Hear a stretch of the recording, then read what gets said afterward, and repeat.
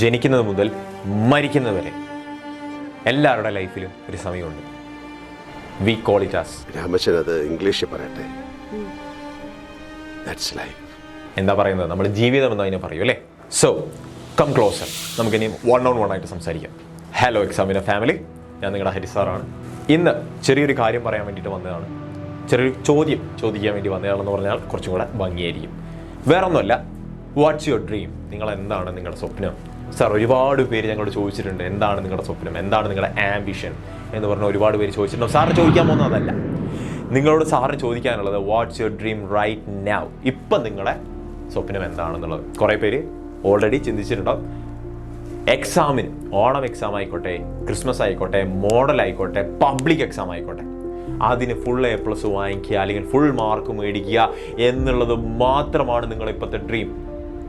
നിങ്ങൾക്ക് ചിലപ്പോൾ കളക്ടർ ആവാനോ ഡോക്ടർ ആവാനോ എഞ്ചിനീയർ ആവാനോ ഡസൻ മാറ്റർ. നിങ്ങൾ എന്തോ ആയിക്കോട്ടെ, 10ാം ക്ലാസ്സിൽ നിങ്ങൾ ഫുൾ A+, ഫുൾ മാർക്ക് മേടിച്ചിട്ട് ഇറങ്ങിയാൽ മാത്രമേ ഈ സ്വപ്നം നിങ്ങൾക്ക് നേടാൻ പറ്റൂ.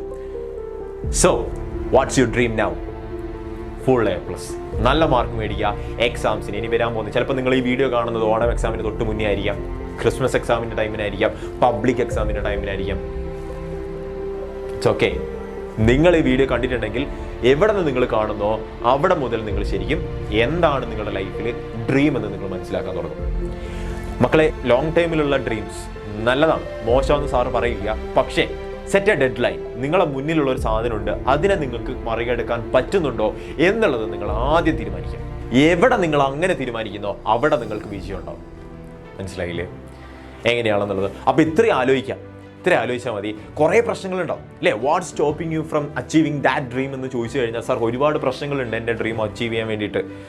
ചിലപ്പോൾ ഫൈനാൻഷ്യലി ഞാൻ ചിലപ്പം ഫൈനാൻഷ്യലി അത്ര സ്റ്റേബിൾ ആയിരിക്കില്ല എൻ്റെ ഫാമിലി എന്ന് തോന്നുന്നവരുണ്ടാവാം.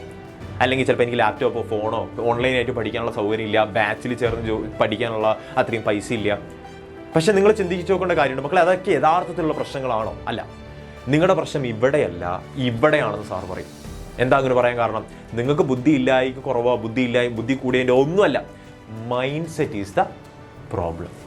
നിങ്ങൾക്ക് ഒരു പോസിറ്റീവ് ആറ്റിറ്റ്യൂഡ് ഉണ്ടെങ്കിൽ ഏത് കാര്യത്തിനോടും, സാർ എനിക്ക് പരീക്ഷയ്ക്ക് നല്ല മാർക്ക് മേടിക്കാനുള്ള കഴിവുണ്ട്, അങ്ങനെ ചെയ്യും ഞാൻ, ഒരു പരീക്ഷയ്ക്ക് ഒരു 10-15 ദിവസം മുന്നേ അല്ല, 1 മാസം മുന്നെങ്കിലും ഞാൻ പഠിച്ചിരിക്കും എന്നുള്ളൊരു തോട്ട് എൻ്റെ മക്കളെ മനസ്സിലേക്ക് വന്നിട്ടുണ്ടെങ്കിൽ അവിടെ നിന്ന് നിങ്ങൾ യുണീക്ക് ആവാൻ തുടങ്ങുകയാണ് മറ്റുള്ള എല്ലാവരുടെ നിന്നും. Okay, don't lie to yourself. നിങ്ങളോട് തന്നെ കള്ളം പറയാതിരിക്കുക. എനിക്ക് കഴിവില്ല, എനിക്ക് പഠിക്കാൻ പറ്റില്ല, അയ്യോ. No, you have that power. നിങ്ങളെ ഉള്ളിൽ അതുണ്ട്. സാർ അങ്ങനെയായിരുന്നു പണ്ട്.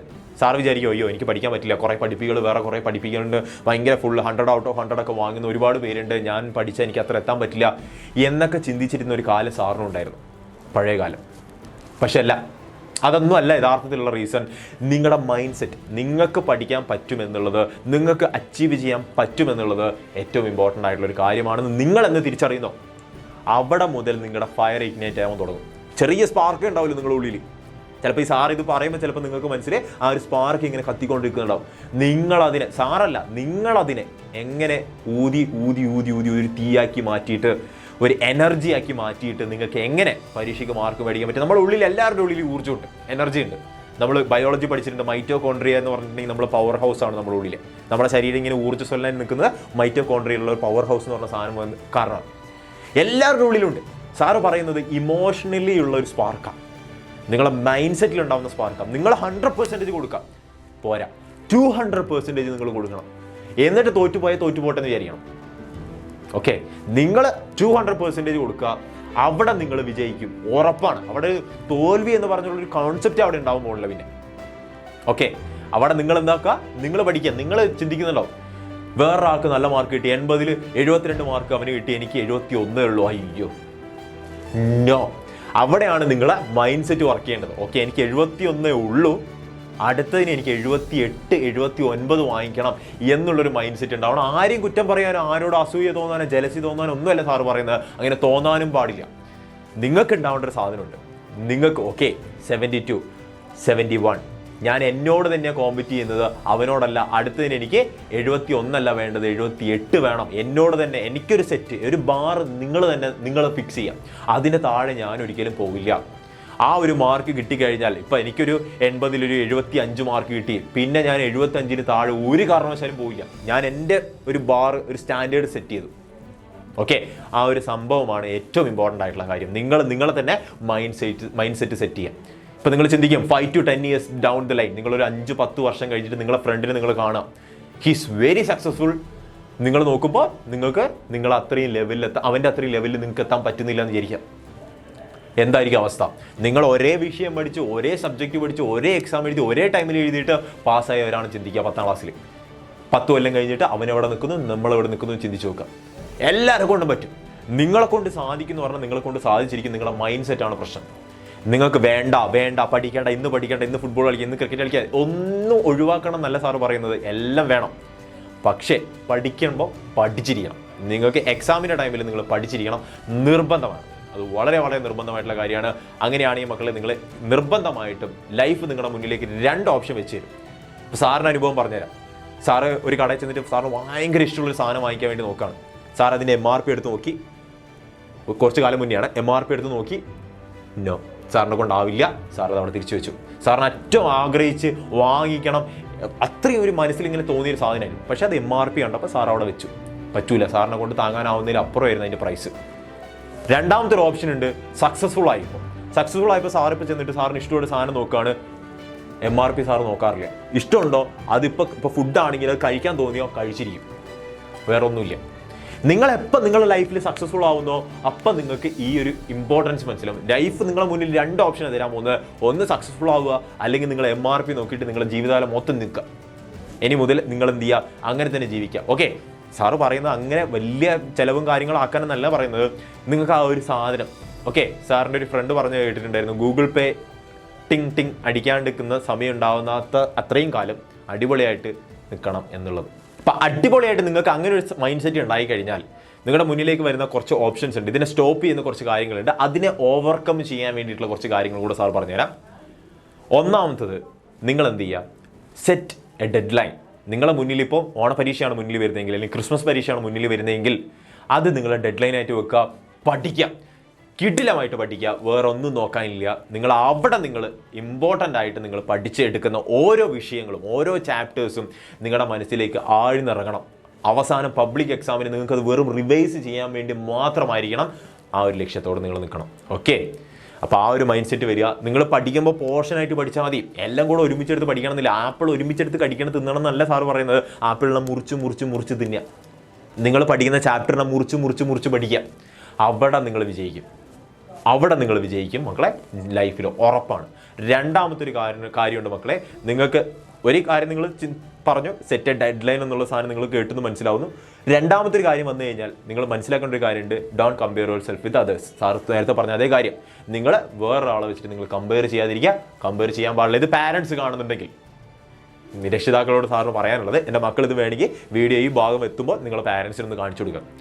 ദയവ് ചെയ്ത് എൻ്റെ മക്കളെ നിങ്ങൾ ഒരു കാരണവശാലും, പാരൻസിനോടാണ് പറയാനുള്ളത്, നിങ്ങൾ കമ്പയർ ചെയ്യാൻ പാടില്ല. അതൊരു മുറിവായിട്ട് കിടക്കും എപ്പോഴും.